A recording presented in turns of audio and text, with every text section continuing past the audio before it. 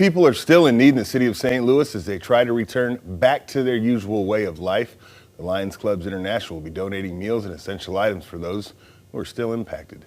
Jeff Meese joins us this morning on behalf of the Lions Clubs of District 26M2. All 37 clubs, Jeff, and especially the 37th one, the one in downtown St. Louis.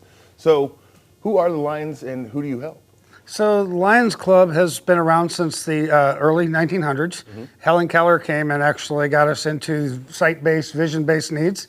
And since then, we built our foundation on helping people that needed sight and vision.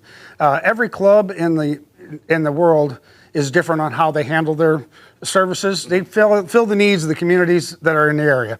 And so with the tornadoes that came through, as a district project, we were actually helping the Lions and the St. Louis area by doing a drive last weekend where we brought out personal hygiene items and delivered them to homes and families that were impacted by the storm. This weekend, we're partnering with another group that's called Lifeline Aid Group, and they're actually working the streets every day, providing meals to the families that have been impacted. So we're going to step in and do 300 meals on Saturday to make sure that they have enough food to get them through a day and an evening. It's getting hot and it's summertime. So we're also going to provide other services, and then I'm certain we'll partner with them again as time goes on to make sure that they get everything they need. Why is it important for your clubs like this to come together? Because there's so many across the state of Missouri, and we have, what'd you say, 7 right here in So there's 37 in our district. There's 5 districts in the state.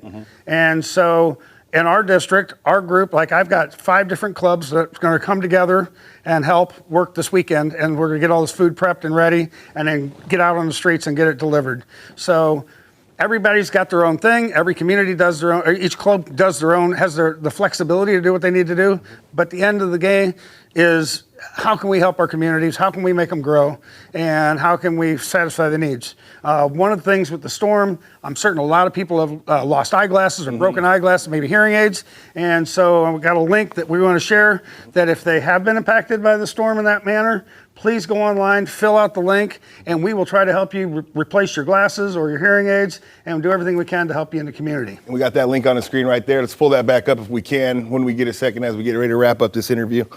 Jeff, we want to thank you for coming in this morning and the efforts your organization is doing to help those in need who are impacted by the storm, because it's not just food and water that people need. You mentioned the glasses, you mentioned the hearing aids. You can go to lions26m2.org/resources and make sure you click on I Care Community and fill out the form. Jeff, thanks for being here this morning. Thank you very much. Keep up the good work. You too.